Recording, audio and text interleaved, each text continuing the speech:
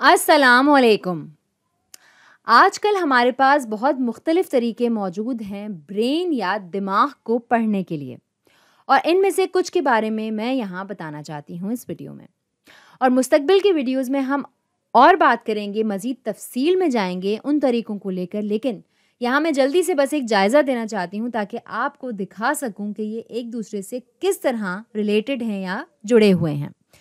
और इनको मैं दो वसी कैटेगरीज़ में तक़सीम करना चाहती हूँ। एक वो जो हमें दिमाग या ब्रेन के स्ट्रक्चर के बारे में बताते हैं, और वो जो हमें ब्रेन फंक्शन के बारे में बताते हैं, यानी दिमाग की साख्त और दिमाग के काम। और स्ट्रक्चरल साइड पर हम सीटी स्कैन्स से शुरू करेंगे। इसको कैट स्कैन्स भी कहा जाता है और सीटी स्कैन्स भी, और इसका मतलब है कंप्यूटराइज्ड एक्सियल टोमोग्राफी। और ये तरीका इस्तेमाल करता है एक्स-रेज ब्रेन की एक तस्वीर बनाने के लिए। और ये बहुत फ़ायदेमंद है क्योंकि ये हमें दिखा सकता है कि किसी को ट्यूमर है या नहीं, या कोई गैर मामूली स्वेलिंग या सूजन या खून बह रहा है। लेकिन ये हमें ये नहीं बता सकता कि दिमाग के कौन से हिस्से एक्टिव हैं किसी एक वक्त में। एक और तरीका खोपड़ी के अंदर देखने का, ताकि ब्रेन स्ट्रक्चर्स को देख सकें, वो है MRI यानी मैग्नेटिक रेजोनेंस इमेजिंग। और बजाय इसके कि एक्सरे को इस्तेमाल किया जाए, कैट स्कैन की तरह ये तरीका इस्तेमाल करता है रेडियो वेव्स।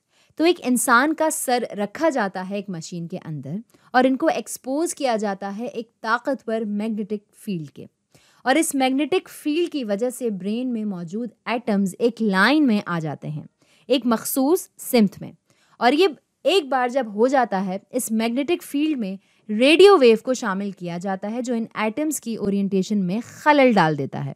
और जैसे ही एटम्स वापस जाते हैं और अपने आप को अलाइन करते हैं या एक लाइन में आ जाते हैं वापस ओरिजिनल मैग्नेटिक फील्ड के हिसाब से, तो वो एक सिग्नल खारिज करते हैं, यानी कि एक इशारा देते हैं।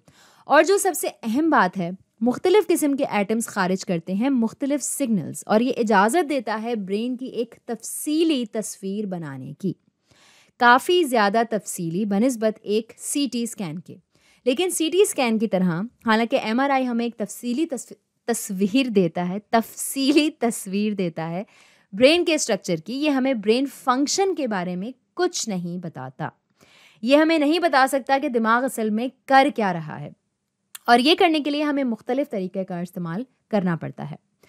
मिसाल के तौर पर रिसर्चर्स जो हैं वो इस्तेमाल कर सकते हैं इलेक्ट्रोएन्सेफेलोग्राफी या फिर EEG, ताकि वो इलेक्ट्रिकल एक्टिविटी को नाप सकें या मेजर कर सकें जो न्यूरॉन्स बनाते हैं ब्रेन में।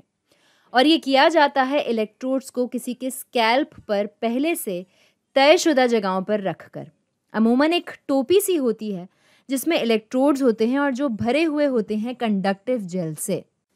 और सिंगल सेल रिकॉर्डिंग्स के बरअक्स ये इलेक्ट्रोड्स नहीं होते इन्वेजिव, यानी इनमें नीडल्स या सुइयाँ ऐसी कोई भी चीज़ नहीं होती जो आपकी बॉडी को करे या आपके जिस्म को करे इन्वेड या इसमें दाखिल हो। इनको बस खोपड़ी पर रख दिया जाता है। लेकिन चूंकि ये ब्रेन के बाहर होते हैं, क्योंकि ये सेल्स के बाहर होते हैं, ये कुछ ज़्यादा नहीं बता सकते हमें इनफरादी न्यूरॉन्स या न्यूरॉन्स के ग्रुप के कामों के या एक्टिविटी के बारे में। इसके बजाय ये देखते हैं ब्रेन से जनरेट किए हुए टोटल इलेक्ट्रिकल फील्ड्स के सिस्टम को।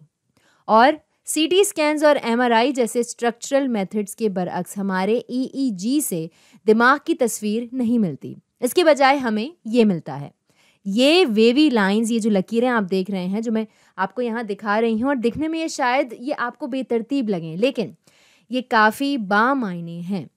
किसी भी ऐसे इंसान के लिए ये बहुत मीनिंगफुल हैं जो इसे पढ़ना जानता है। मिसाल के तौर पर ये हमें बता सकता है कि अगर इंसान सो रहा है या जागा हुआ है, या फिर ये भी बता सकता है कि अगर इंसान को सीजर हो रहा है या नहीं, और ये भी बता सकता है कि अगर लोग मसरूफ़ हैं कुछ मखसूस कॉग्निटिव टास्क्स करने में। एक और किस्म फंक्शनल रिकॉर्डिंग की है MEG या मैग्नेटोएन्सेफेलोग्राफी, और ये रिकॉर्ड करता है वो मैग्नेटिक फील्ड्स को जो इलेक्ट्रिकल करंट्स बनाते हैं ब्रेन में। और ये मैग्नेटिक फील्ड्स मेजर की जाती हैं या नापी जाती हैं super conductive quantum interface devices को इस्तेमाल करके, जिनको स्क्विड्स भी कहा जाता है। और इस तरीके की बेहतर रेजोल्यूशन है बनिस्बत EEG के, लेकिन ये काफ़ी नायाब भी है। मुमकिना तौर पर इसके लिए, क्योंकि इसको करने के लिए बहुत बड़ी मशीन की ज़रूरत होती है और कमरे के लिए ख़ास शील्डिंग भी चाहिए होती है जहाँ ये रखा जाता है। इसके मुकाबले में EEG में कम सेटअप की ज़रूरत होती है और ख़ास कमरे की ज़रूरत भी नहीं होती। तो हमारे पास है स्ट्रक्चरल इमेजिंग यहाँ पर और फंक्शनल इमेजिंग यहाँ पर। और एक चीज़ जो शायद आप सोच रहे हों, क्या ये बेहतर नहीं होगा अगर हम इनको कंबाइन कर दें या मिला दें? और हम ऐसा कर सकते हैं। और जो सबसे मशहूर और जाना माना तरीका है ये करने का, वो है fMRI, जिसका मतलब है फंक्शनल मैग्नेटिक रेजोनेंस इमेजिंग। तो इस सूरत में हमारे पास वही स्ट्रक्चरल तस्वीर है जो MRI से आई थी, लेकिन हम ये भी देख सकते हैं कि इनमें से कौन से स्ट्रक्चर्स एक्टिव हैं। और जो ख्याल है इसके पीछे वो ये कि न्यूरॉन्स जो ज़्यादा फायर कर रहे हैं वो न्यूरॉन्स किसी एक वक्त ज़्यादा मेहनत कर रहे हैं। इनको ज़रूरत होती है ज़्यादा ऑक्सीजन की बनिस्बत इन न्यूरॉन्स के जो ज़्यादा एक्टिव नहीं हैं। और इस तरह से ऑक्सीजनेटेड खून को डीऑक्सीजनेटेड खून के साथ दिमाग में मेजर करके हम थोड़ा ये अंदाज़ा लगा सकते हैं कि ब्रेन के कौन से हिस्से एक्टिव हैं और कौन से दिमाग के इस्तेमाल किए जा रहे थे कुछ मखसूस काम करने के लिए। तो शायद ज़्यादा एक्टिविटी ना हो विजुअल कॉर्टेक्स में, यानी देखने में, जब किसी की आंखें बंद हों, लेकिन जब इनकी आंखें खुली हुई होती हैं वो हिस्सा ब्रेन का रोशन हो जाएगा fMRI में। अब अगला तरीका जो है, जो कि दोनों फंक्शनल भी हैं और स्ट्रक्चरल भी, वो है PET स्कैन्स या पोजिट्रॉन इमिशन टोमोग्राफी। और हालांकि अपने आप में ये कोई बहुत ज़्यादा तफसीली स्ट्रक्चरल तस्वीरें नहीं फ्राहम करते ब्रेन की, हम इनको कंबाइन कर सकते हैं इस स्ट्रक्चरल टेक्नोलॉजी के साथ जिसके बारे में हमने कुछ देर पहले बात की थी, जैसे कि CT स्कैन्स और MRIs।